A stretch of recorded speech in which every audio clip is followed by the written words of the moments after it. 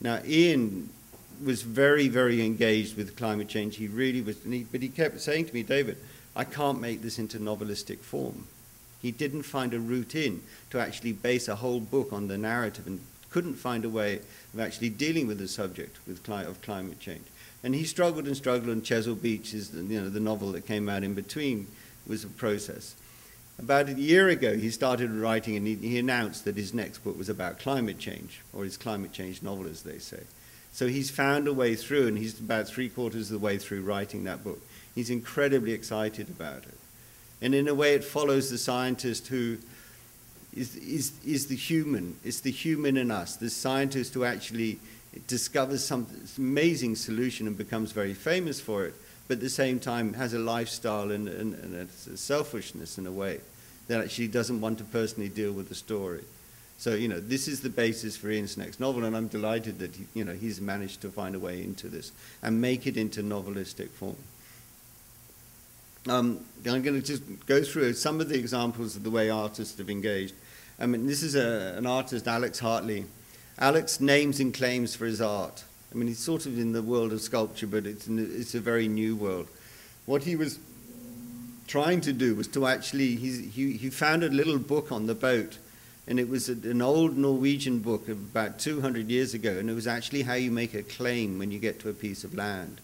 And the whole of the Arctic is just full of so-and-so bay, either a Russian name, an English name, a Norwegian name, Danish name.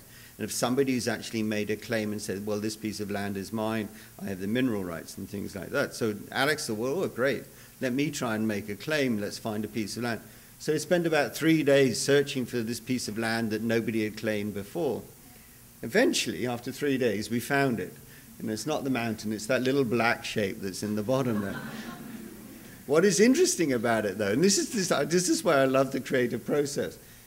Where we're sitting there in the boat, the glacier that you see behind, the front of the glacier was there 12 years ago. That glacier has receded that much in 12 years, which is 4 kilometers. It's a huge amount. In the process of receding, it had left this little moraine kind of island, isolated. And that, of course, it wasn't on any charts, because the charts basically have it as a glacier. So, okay, great. We found our piece of island, and in order to follow the rules of the book, we had to invade it and build a cairn. And, Alex dressed up for the part. We did it on movies, and it was great. Where the boat is was where the front of the glacier was. Alex is now the great champion of his island, and he mapped it and GPS'd it and did all of the things you're meant to do, and then took it to the Norwegian authorities when he came home. That went on for a year. We had lawyers, blah, blah, blah. It was actually discussed by the Norwegian parliament that, this was the first claim anybody had made on a piece of land in the Arctic for about 200 years, and there was no process for dealing with it. So, no. Eventually, he now is the proud owner of this little island, which probably doesn't exist anymore because it was made of moraine, but never mind. Great, all the legal documents. And in a way, what he's dealing with is, have we the right to own anything? I mean, what is the right of ownership that we have of any bit of the planet and say, this is mine, I can do with it what I like with it? Now, this has kind of become quite serious, because this is the oil grab map for the Arctic. This is published, I think, probably about 1.5 years ago. All of the, there are 5 countries bordering the Arctic, and they're saying, well, okay, this bit of Arctic's mine, and the Russians have a big claim, the Norwegians have a claim, the Danes have a claim, Canadians have a claim, and the US have a claim. And again, this is my bit. Because in a way, what they've done, the geologists have said it's very likely that there's oil in the Arctic. So it's an amazing irony that the one thing that's destroying all of the ice is now found underneath the ice, and because the ice is destroyed, you can actually then go looking for oil. Now, and then, then you go through the legal process of saying, well, this is mine, so therefore it's my oil. But actually, how far are we going to look globally about the whole situation? So, this is now an enormous problem for the UN trying to solve a way through this. But anyway, so Alex's very simple little kind of intrusion or an intervention has kind of sort of connected us to this quite large global problem.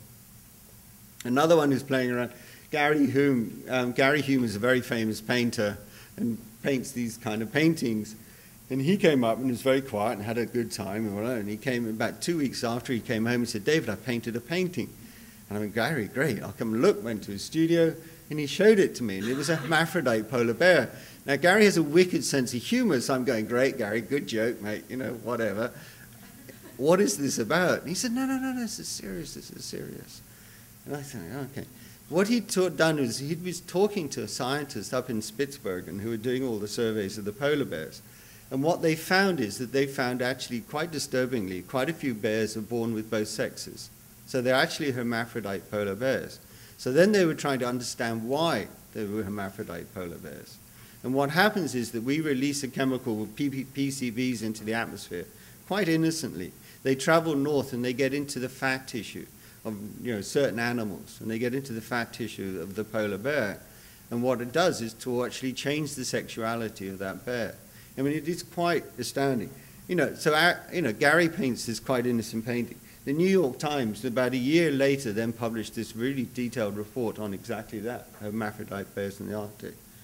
I mean, the life of these bears, I mean, I've just come back from the Arctic, and the Greenlanders legitimately hunt bears. But eating the flesh, they have to boil the flesh for something like 4 hours to get rid of the toxins in that flesh.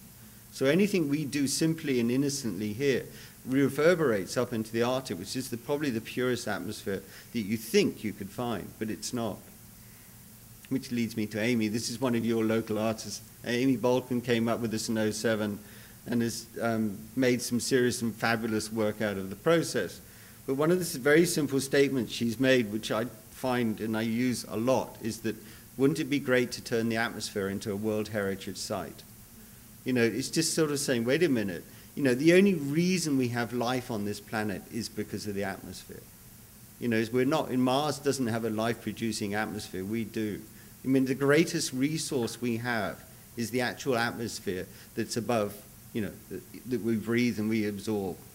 And it is very, very fragile. So making it into a World Heritage Site is a pretty good idea. I mean, Carter did it with the Clean Air Act, but let's move that along much, much further forward into actually saying, well, just don't pollute the atmosphere at all. And the other thing I like about it is it's, if you have a World Heritage Site, there are no laws, well, there are laws that say you don't pollute, you don't throw your rubbish there. But we don't need the laws. We actually protect these parts of the landscape because we revere them. And if we can actually change the mindset of all of us and say, wait a minute, of course we've got to do the same thing with atmosphere. And that's why I kind of like this statement of the World Heritage Site. Another very serious art piece here. Sunan Prasad, who's the president of the RIB, Royal Institute of British Architects, and an architect in their own right in the interstate. He was with us last year. And then these 4 things are atmospheric balloons. So what he did was, in this incredibly cold place, is to set these balloons up and actually produce this quite beautiful cube of kind of atmosphere. This is what he did. Now, the amount of space that that cube represents, I mean, you can see the little kind of grounding sort of kind of little bags that hold the balloons down. That cube of air represents 1 ton of carbon dioxide by volume. Now, if you can imagine, then each of us, well, actually, I'm going to do the UK version. I won't do the US version. The UK version is we each produce about 12, 14 tons of carbon dioxide each. So you kind of go, well, that's my bit, that's my bit, that's my bit. This valley probably represents the output of carbon dioxide of a village. So you can imagine, suddenly you can imagine the amount of carbon dioxide we're actually throwing into the atmosphere. And from the earlier graph, the amount of carbon in the atmosphere should be around 250 parts per million. And now this is the amount of volume of carbon dioxide we're throwing in. So it's a very clear kind of visual statement of something that we're doing physically. The other thing I like is actually from the position we stand and we work this out. If you look at the far distance horizon, that distance is about 20 miles. So if you then tip that upwards and look straight up into space, that's the thickness of the atmosphere. I mean, it goes on for a bit further than that, but the real useful bit of the atmosphere is only 20 miles thick from here to that landscape. And you just suddenly realize how thin this coating of atmosphere it is around the whole planet, and actually how we should actually look after it in a much greater way. And I find, Sunan's piece of art just brings that in, just drives that home to you.